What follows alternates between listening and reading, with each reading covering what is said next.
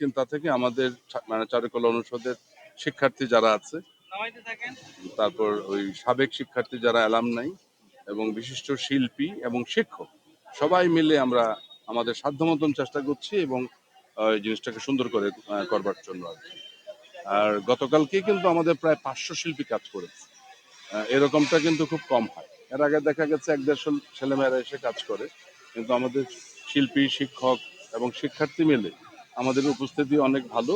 শুধু ঢাকা বিশ্ববিদ্যালয়ই নয়, জাহাঙ্গীরনগর, জগন্নাথ বিশ্ববিদ্যালয়, বিভিন্ন যে চারুশিল্প শিক্ষা প্রতিষ্ঠানগুলো আছে, তারাও কিন্তু স্বতঃস্ফূর্তভাবে কিন্তু আমাদের এই এই আলপনা কিংবা সাজসজ্জার ক্ষেত্রে তারা কিন্তু কাজ করছে, খুব নিবেদিতভাবে কাজটা চালিয়ে যাচ্ছে। কোনো থিম আছে কিনা এবারে? না, এটা বিশেষ কোনো থিমের মধ্যে আমরা করছি না, আমরা শুধু চাইছি যে যেন সুন্দর হয়। প্রতিবারই আমাদের একটা টার্গেট থাকে, গেল বছর কি হয়েছে তার চাইতে মানে সময়ের পরিবর্তনের সাথে সাথে আরো যেন আরো সুন্দর করতে পারি, আরো মনোমুগ্ধকর করা যায় কি করে, কিভাবে আমাদের শহীদদের প্রতি শ্রদ্ধার জায়গাটা আরো বাড়ানো যায়, এই বার্তাগুলো আসলে দেয়া। আচ্ছা, আপনারা যেহেতু এটা নিয়ে এবার কাজ করছেন বা প্রত্যেক বছরই এটা